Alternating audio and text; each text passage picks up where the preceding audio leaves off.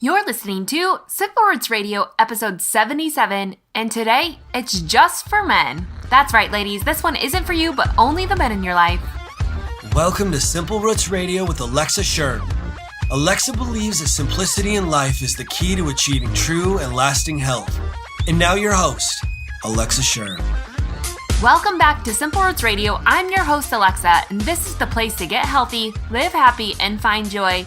And today, we're finding joy, health, and happiness for all the men out there by helping to regulate your hormones. I know I give women a lot of credit over here, but I didn't want to leave you out on this one because hormonal imbalance in men is a real problem and one that often gets overlooked. I mean, hormonal imbalance in women is all the rage, and go ahead and admit you know you've even blamed a few arguments, moodiness, and lack of sex drive on hormones, but did you know you also have fluctuations? We're going to dive into this today, from hormonal imbalance in men, what's the deal, andropause, and how to get more testosterone back in your life. Because after all, the hormonal imbalance consequences for men are just as severe as they are in women. We're even going to talk about fertility, sperm counts, and of course, what you can do to prevent or heal from it all. But before we get too involved in the show, I did have one quick question. Have you rated and reviewed the podcast yet? I know, I say this every single episode. And I even got called a very pushy and salesy person, which if you know me, then you know I couldn't sell a heater to an Eskimo. But the reality is, at the end of the day, I'm just passionate for helping you to heal, to find happiness and uncover joy, to really just see you live out your true potential using health as a means to get there rather than living for health. But back to those ratings and reviews. I say this every single podcast because it really is that important to podcasters. It is a catalyst to the show and helps other people find Simple Roots Radio. And I'm serious when I say it only takes 2 minutes out of your day to leave a rating and review. Just head on over to simplerootswellness.com/review and leave an honest rating and review. It would mean the world to me, and I read every single one. Again, you can leave a rating and review at simplerootswellness.com/077 or just /review. Okay, now back to the show. We're going to get started right away because this is a good one. So I want to welcome you to the show. If you're new around here, if your wife or significant other persuaded you to listen to the show, thank you for tuning in.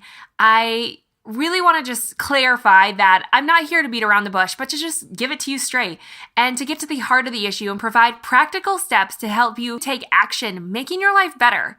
And today is no different as we talk about your or the man's hormonal flow, how to detect imbalances, and how to fix it. Women and men are very, very different. Sure, at some level, we're all human and have many of the same hormones rushing through our body, but in a different breath, we are incredibly different. Take this statistic, for instance. There are nearly 10 trillion cells in the human body, and every one of them, every single cell in our body, is sex-specific. New research coming out is even showing that the genetic difference between a man and a woman are 15 times greater than between 2 men and 2 women. I mean, research is just continuously coming out about how different men and women's bodies actually are. And one of these more significant differences is, of course, our levels of hormones like testosterone and estrogen, which we know that the dominant male hormone is testosterone and the dominant woman hormone is estrogen. And given the significant hormonal difference between men and women, we can also start to understand why we are so different from the way we think, how we do things, what we gravitate towards, how we lose weight, where we hold weight, where we grow hair, how we age, and so much more. I mean, these differences really are profound. The reality is, hormonal imbalance is just as common in women as it is in men. Women just tend to be more vocal about it, especially on the large scale. However, we can't understand why, because one of the greatest complaints with hormonal imbalance in men is kind of a private subject. Insert erectile dysfunction. But the scary truth is we're seeing lots and lots of problems with hormonal imbalance in men starting way back to puberty, with low testosterone becoming more common in men under 30 when testosterone should actually be at its peak. Even more frightening is fertility rates. Yes, low sperm counts, immobile sperm, or what they call sticky sperm, is on the rise. And when we look at infertility statistics, we find that nearly half of all cases of infertility today are caused by the male. And even more startling is that those sperm counts that we just talked about in men have dropped by over 50% in the last 40 years. By over 50%. I mean, These are startling statistics, right? Like, things are not looking up for the men. And so we just have to go back to the basics and figure out, how can we fix this? Because I'm sure if you're listening to this podcast, you want to fix this. Like, you don't want to suffer from low testosterone ever, right? Let alone let it be the reason that there is so much infertility. And when we look at sperm counts decreasing, like, this used to be just talk, right? Just thought. But now there's new data coming out, and an international team of scientists analyzed data from nearly 43,000 men in dozens of industrial countries. And that is the study that came out that found that counts dropped by more than half over nearly 4 decades. So we really do need to take this very seriously, because it's definitely not going to help our fertility if we continue on this trend, and it's not going to help in any way with just the longevity of men. And if we want to continue with statistics, because I really do like a good statistic, is that rates of erectile dysfunction are increasing at alarming rates as well. But, right, these all are going to go hand in hand. Decrease in sperm count, immobile sperm, a lack of sex drive, erectile dysfunction. So they're finding that, which we're going to find out in a second here, that testosterone levels should really be at their peak between puberty and age 30. But they're finding now that men in their 20s are experiencing erectile dysfunction. In fact, they gave it a statistic of about 20% of men in their 20s are experiencing it, 30% of men in their 30s, and 40% in their 40s. And it just continues to climb from there. And while it's naturally going to happen at the age of around 30, that's when men's testosterone levels naturally start declining, and they will continue that way as we age. However, when we see these problems arising before 30, like when we think the longevity of that, it's not producing very good odds for a man. So really, in all of these statistics, and probably scaring you half to death, we really want to know what in the world is happening. So let's back way up and start with the beginning of hormones, so you know how they work before we get into what's really going on. So we're just going to talk about male hormone production here for a second, and really any hormonal production for that matter, male or female, is going to be done by the endocrine system. This is an intricate system of different glands and organs that signal out hormones, and these hormones become our communication network of the body. Our hormonal flow involves the hypothalamus in the brain, the pituitary, the adrenal glands, which are nestled kind of in your kidneys, and in the case of men, the testicles, and women, the ovaries.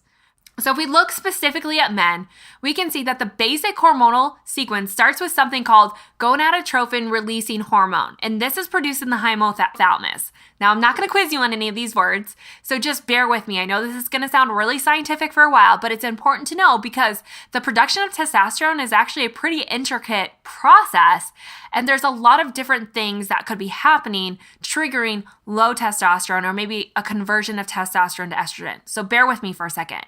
So once we have the gonadotropin-releasing hormone, again, produced in the hypothalamus, that level is then going to stimulate the pituitary gland to release follicle-stimulating hormone and luteinizing hormone. So this one hormone then stimulates the pituitary to release 2 separate hormones, both of which have 2 different functions when it relates to testosterone. So both of these, the luteinizing hormone and the follicle-stimulating hormone, break into 2 totally different directions. The luteinizing hormone accesses the cells in the testicles to produce testosterone. That testosterone is then converted into dihydrotestosterone, which is a downstream metabolite of testosterone that's about 10 times more metabolically active than other forms of testosterone. And the other pathway, follicle-stimulating hormones, acts on the Sertoli cells and the testicles, which then produce sperm. Again, I know this is a lot of scientific jargon, but I think it's important to know how complex the system is and that testosterone has multiple functions and involves multiple other hormones to work correctly. In fact, if we look at the precursors of testosterone, we can see that production actually depends. So just production of all these precursor hormones depends on hormones like 17-hydroxyprogesterone, progesterone, and DHEA. All of which can be depleted in the stress response and diverted into cortisol production in time of need.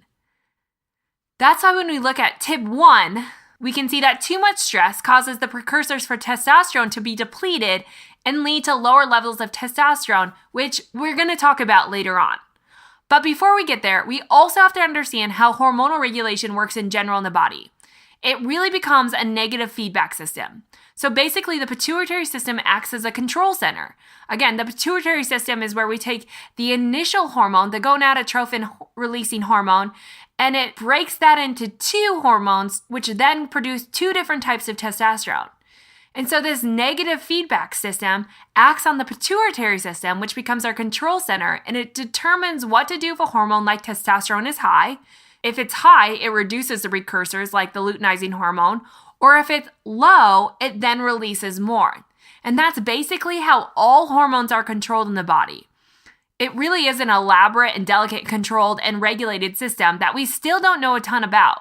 But we do know that when levels are high, it decreases the precursors in our body. And if the levels of these hormones that our body needs are low, it increases them. And this system is just important to know because if you're going to look at hormone replacement therapy, it's going to act on this negative feedback system either in a positive or a negative way. And most like to argue it's going to be in a negative way because this is such a tightly regulated and intricate negative feedback system. It's hard for the body to adjust to these constant influx of artificial hormones. But that's a topic for a different day. But now that we have the basics, we can start to see how this all works together. When we look further at testosterone, which is the primary hormone creating imbalances in men, we can see that there's a distinguished hormonal flow for a man as well. We talk about this with a woman having a 28-day cycle, where a man runs more off a 24-hour cycle. However, as everything else, there's a debate that men too go through a more monthly flow, much of which is undetermined at this point. But regardless, the main hormonal flow for men tends to be more of a 24-hour cycle, where women run off a 28-day cycle. Which is good news for you because you can tend to do the same things day in and day out, and it works for you, and why it doesn't for women. But the natural flow of hormones in testosterone is going to be at the highest in the morning and naturally decline as the day progresses. But testosterone levels really can range up and down 4 or 5 times in any given hour. Some believing that they even have seasonal patterns where men tend to have more testosterone or higher testosterone in the fall and less in the spring. But again, that's not well studied. But it is important to know that your testosterone is naturally going to be at its peak in the morning and it's going to decrease as the day goes on.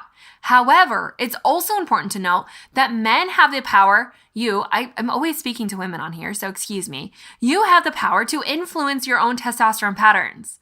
For instance, a man's testosterone can spike when they watch an action movie, when you look at someone you find sexually attractive, when you play video games, when you compete in athletics, when you exercise. It can even spike when you watch your favorite sports team compete.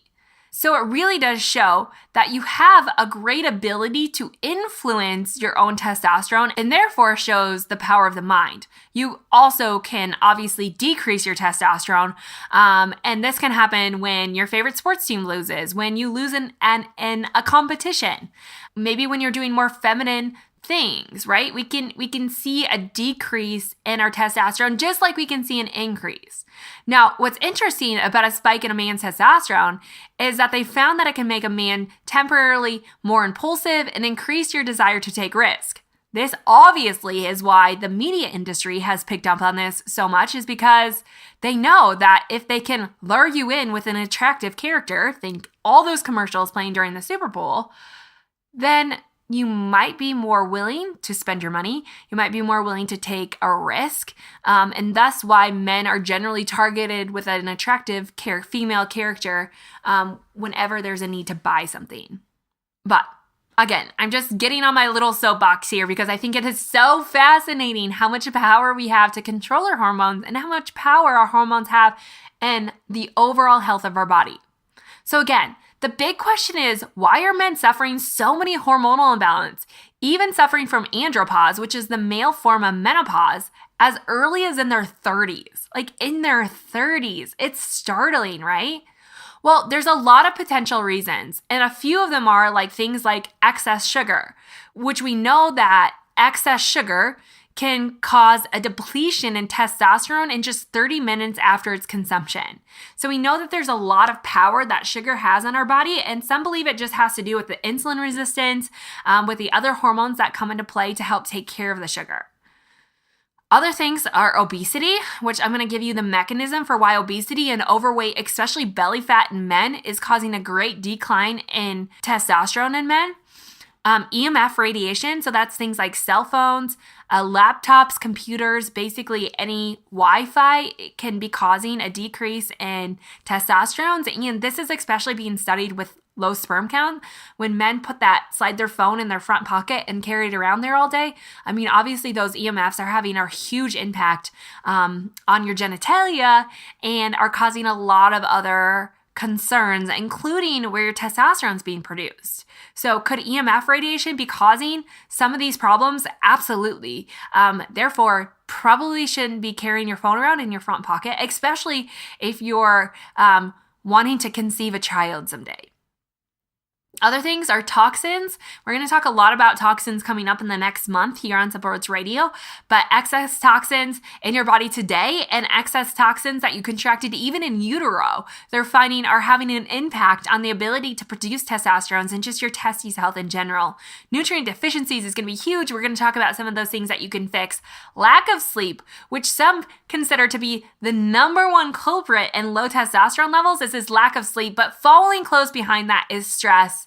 And then again, just making sure your body has enough of what it needs to produce the precursors and hormones in your body. And these include healthy cholesterols, healthy fats, and proteins.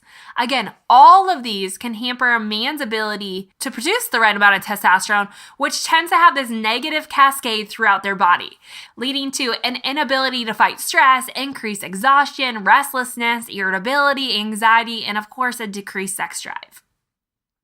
So we're going to talk about at the end some easy and practical measures to fix it, but let's break down a few of these causes.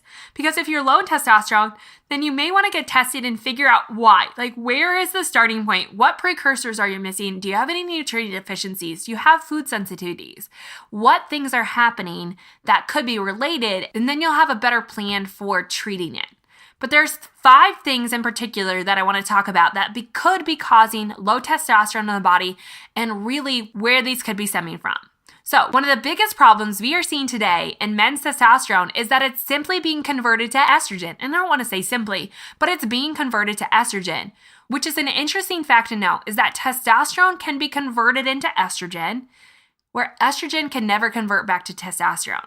So once a man starts converting its testosterone into estrogen, it will never go back the opposite way and produce more testosterone. This is also leading to men having women-like features like man boobs and more belly fat and just more fat in general and lower muscle mass. That's what estrogen does. It creates those natural curves in a woman's body, and it's not something that we really want to see in a man's body because longevity-wise, while that's healthy in a female, it's definitely not healthy in a male. And so again, testosterone is being converted into estrogen, causing an increase in body fat stores. And this process of converting testosterone into estrogen only gets worse the more body fat the male has. So the more weight you gain, the more likely it is that your body's going to start converting that testosterone into estrogen, and the process just continues to pick up and pick up and pick up, meaning you're going to gain more belly fat or you're going to have a harder time losing it. So once you start that process, because that excess fat is part of this conversion, it's going to be harder to stop. So again, one of the biggest culprits of this process of converting testosterone into estrogen is just excess body fat. Number 2 is an increased production of the sex hormone binding globulin, which leads to low levels of free testosterone. Now here's the thing. Free testosterone is the usable form of testosterone in the body. And to explain why this is having an impact is that when a hormone is produced by the gland that produces them, they are attached to a carrier protein. That's because hormones are not water soluble or soluble in the blood. They're fat soluble, so they have to be carried by something. So in order to be transported through the body, they need to be attached to a protein carrier.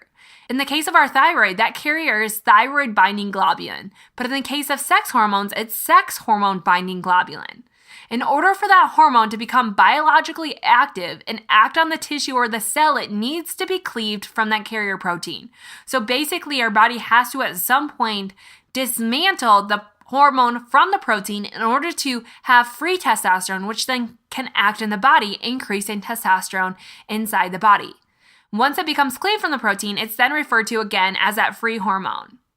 But if we have an increased amount of this sex hormone binding globulin, it prevents more free testosterone from flowing through the body, decreasing your overall testosterone counts.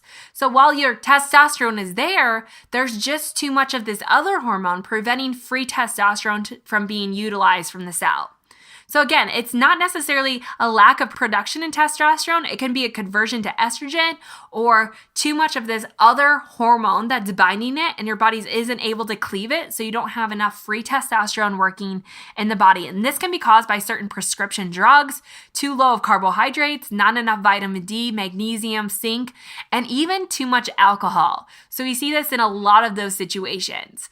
Number 3 is Leydig cell failure, or the cells that produce testosterone in the testes have failed or are not functioning properly. Some even like to think that they become insensitive to the luteinizing hormone, so our body just isn't able to produce the right amount of testosterone, which again, this leads to excess levels of that luteinizing hormone, which then signal the negative feedback system that signal to the body that we have plenty of testosterone, even though your body really isn't making it.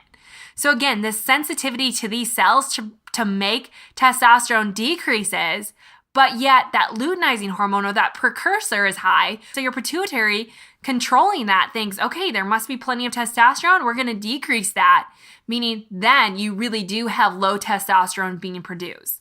This is usually caused by secondary inflammation, which we're going to talk about in a little bit, which secondary inflammation can be coming from diet, lifestyle, stress, lack of sleep. All these things are causing that sensitivity, just like we see in insulin sensitivity. Number 4 would be the upregulation of a certain enzyme. And this enzyme is specifically called 5-alpha reductase, which is an enzyme that takes testosterone in the body and converts it into another form, dihydrotestosterone, which is not as usable as the free testosterone in the body. So it's just converting this into a different substance, which your body doesn't really able to use like it could testosterone, so it's going to show a decrease or a decline in natural or free testosterone in the body. When we see this often with hair loss, so this is a common enzyme process that's happening with hair loss, and we often relate this again to inflammation, stress, sleep, some medications, and other things. So really all these have the same system, just a little bit more in depth into them, but knowing them helps you find the right treatment. And the last one that we're going to talk about here is chronic stress, which chronic stress in all cases, male or female, is going to decrease the ability for the pituitary to function. And once we put the stress on the pituitary gland, of course, this is going to lead to decreased levels of the hormones like the luteinizing hormone and the follicle stimulating hormone, which then stimulate the cells to produce testosterone. So if we're hard on our pituitary gland, if we have too much stress in our body and our pituitary gland is overworked, it's tired, it's not functioning well, we're not producing these other precursors, then we're simply not going to produce the right amount of testosterone. So again, what causes all of these processes to happen, right? There's 5 different things, and I don't even know if you wanted to know that or you just want to know how to fix it, right? Like, I want to know how to fix this. Well, here's a few things that you can do that are going to be extremely beneficial in evening out your testosterone levels, which is critical. So one is inflammation. Inflammation has been seen to be a culprit in all 5 of these mechanisms. So what is inflammation? Again, it's just an immune response in the body signaled out from certain things, right? It could be injury, but it could be food sensitivities, toxins, other things where we just have an excess inflammation built up in the body. It's a protective mechanism of the body, but when we see chronic inflammation, it really causes a lot of harm. So specifically when we talk about testosterone production, we see these inflammatory cytokines altering the growth and differentiation of the Leydig cells, which are responsible for producing that free testosterone. And then again, the inflammation reduces the resistance to the luteinizing hormone that's needed to produce more sperm or testosterone because the cells in the testes aren't getting these signals.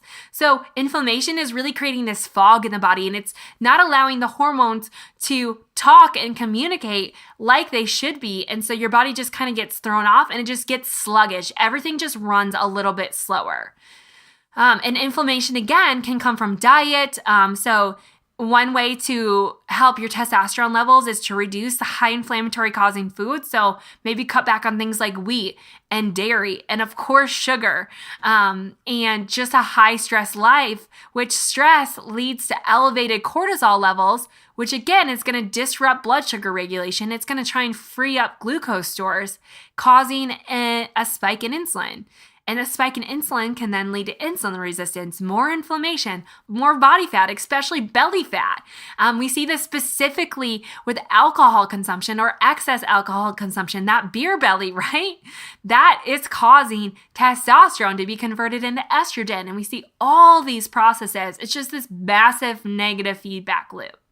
So that's another thing. So we have inflammation, reducing stress loads. We also know that calorie restriction in a male is a really, really, really damaging long term. Most men probably aren't doing severe calorie restriction diets, although it's becoming more popular, but they're seeing this in extreme athletes. Males who are running marathons and other things naturally just have lower testosterone, and they feel like part of this is the high stress load that's causing on the body, but also just the lack of providing enough nourishment for the body. And so yes, even very, very fit individuals, extreme athletes, can suffer from low testosterone, and I think it's something to take seriously. So calorie restriction, you want to make sure that you're eating enough. Sleep, this is a really common one for men to ignore, right? I see this in my own husband. Sometimes I'm like, man, you are getting less than 6 hours of sleep. And I really found that 6 hours is a sweet spot for men. Not that you should just get 6 hours, but anything less than 6 hours and you're just simply not going to produce the right amount of hormone precursors to actually then produce testosterone. So you're going to naturally see a decline in testosterone. But sleep, some would say this is the number one cause of low testosterone in America today. And there's been tons of studies coming out. One specifically showed that daytime testosterone levels were decreased by 10 to 15% in young men who were otherwise healthy, who underwent just a week of sleep restriction to 5 hours per night. So in 1 week, in men under the age of 30, when testosterone is supposed to be at its highest, they found a decrease in testosterone levels by 10 to 15% during the daytime. That is huge. Now compare that to the common and normal 1 to 2% decrease in testosterone levels per year for normal aging. Then you can see how that just compounds and compounds and builds and builds and builds. So sleep is going to be critical. You must be getting more than 6 hours of sleep. I've done a few other podcasts on your sleep chronotype and how much sleep you actually need. But it could vary from 6 to 9 hours of sleep, but really no male, no female should be getting less than 6 hours of solid good sleep a night. Just to continue on that, I just pulled up some of my notes and found one more study. Sleep has been related to 90 to 95% of all andropause. Again, andropause cases, which again, andropause is a male form of menopause. Crazy startling. Yet again, it's one of the things that so many people suffer with and maybe can't fix. So make sure you get 6 hours of sleep a night, maybe more. Go back and listen to the episodes with Dr. Michael Bruce, which I'll link up in the show notes to find out your chronotype. But if you're not sleeping well, some things that you can do is just turn off electronics. A couple hours before bed, practice intermittent fasting, which is going to help your inflammatory levels as well. So that's eating all of your food within a set window of time. Men do surprisingly well on less meals a day. So some men can get away with just 2 meals a day. Maybe you eat lunch and dinner, no snacking, that's it. Some men need a little bit more than that, but really reducing the window in which you eat your calorie consumption from 8 to 10 hours a day can be so beneficial, not just in testosterone levels daily, but just getting sleep, which then is going to help your body just upregulate and work so much better in general. So shutting things down, not working, setting boundaries on your work schedule, and really just making sure that you can sleep. If you need a little extra help, one supplement I always recommend to help people relax and sleep, especially in men, is magnesium glycinate.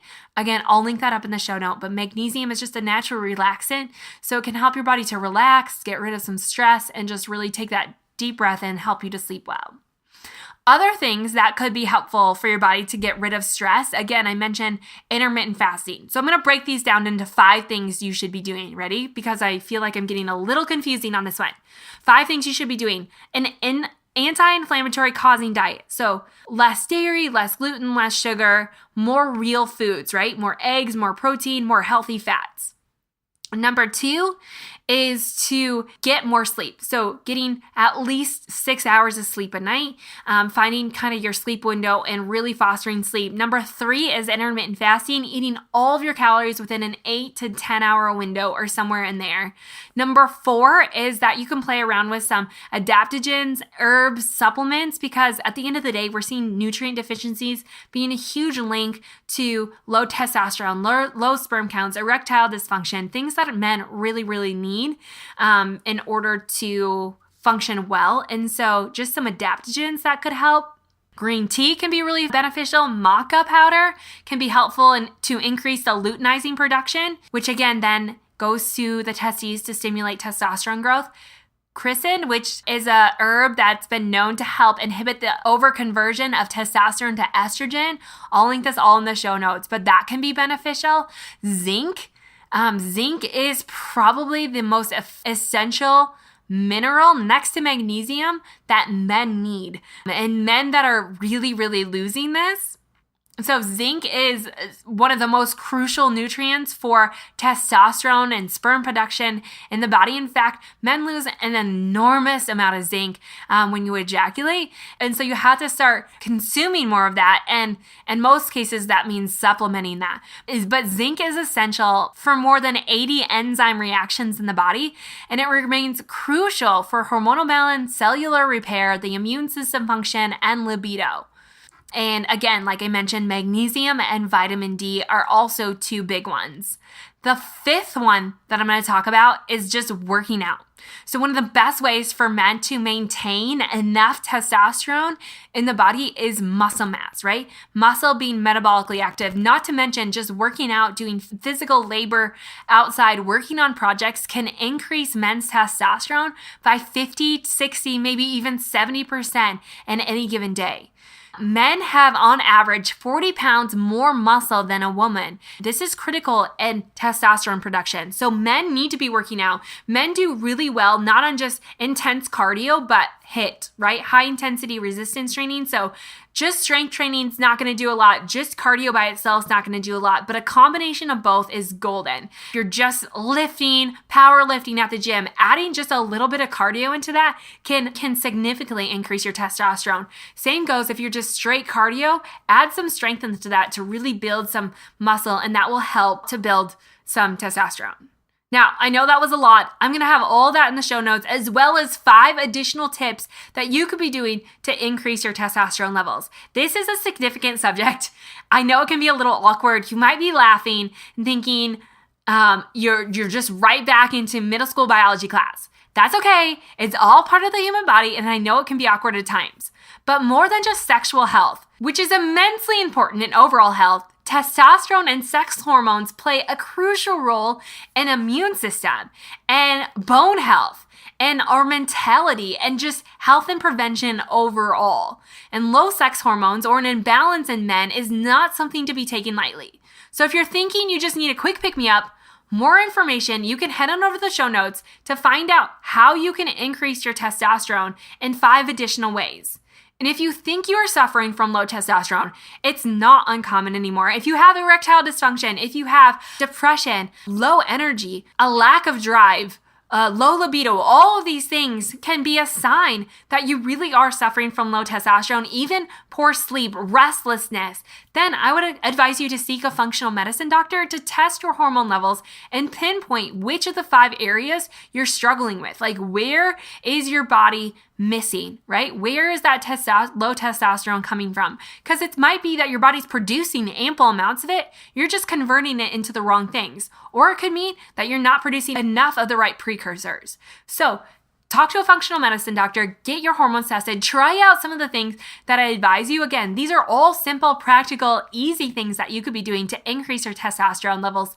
It's going to come back quick. So if you're suffering from low testosterone, you start taking the natural approach to this, you can see a spike in testosterone any given day. So if you do things today, you're going to spike your testosterone today, and it's just going to compound over time.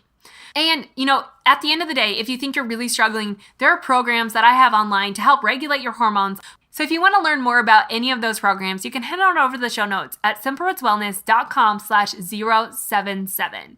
Again, more information is on the show notes, even ways to increase your testosterone naturally. I hope you love that podcast. I hope you found it insightful. Men, I'm so glad you're here for sticking around. Next week's all for women. And while I say for women only, it can be a great podcast for you to listen to if you're trying to understand more about women and more about what their body goes through, because it's not a 24-hour cycle, but a 28-day cycle, which makes things a little bit more complex. And before we go, I always do a quick fact of the day because it's fun. It's a great way to get your mind thinking and maybe persuade you to do a little bit of your own research here. So since we're already on the topic of sex hormones, did you know that scientists have learned that life begins in a bright flash of light as sperm meets the egg? Yes, there is literally a bright flash of light as soon as the sperm hits the egg, and this is caused by a surge in calcium, which triggers the release of zinc. There's that zinc again, critical for reproduction. It triggers the release of zinc from the egg, and as the zinc shoots out, it binds to small molecules which emit a fluorescence, which can be picked up by camera microscopes. You can actually see this if you Google search sperm meeting the egg and the fluorescent light. And over the last 6 years, this team of scientists have shown that zinc is the prime control in longevity of conception, allowing the embryo to develop. There's the power of zinc and just proper nutrients in general. Okay, that's my quick fact of the day. I know there's so much more I could talk about on this subject. If you have specific questions or other podcasts that men you would like to know about, please email me. I will never use your name if you have a question, but I love to have those. This summer, I'm starting a series on your most embarrassing health questions answered. So if you have anything, even if it's not embarrassing, that you'd like to know more about, maybe it's about helping erectile dysfunction, maybe it's more about productivity in men and how we can increase that and just other ways to increase testosterone levels, I would love to do more podcasts for you. So keep me posted. Send me an email. My email is alexa@simplerootswellness.com, or you can find it again at the show notes at simplerootswellness.com/077. Next week, like I said, it's all about the women. But before next week, there's a special episode coming out on Friday with my top 5 most asked questions that I'm answering. That's a short bonus, Friday 5 and 5, which usually ends up being 10-ish. But 5 most asked questions on Friday in 10 minutes next week is all about women, so I advise you to check out that episode as well. In the meantime, don't forget to leave a rating and review if you like the show, and I so thank you for being here, for tuning in, even if this is your first time. I hope you found it insightful and informational, and now you can go and make all those changes to help you live a better life. Thanks for tuning in. I'll see you on Friday.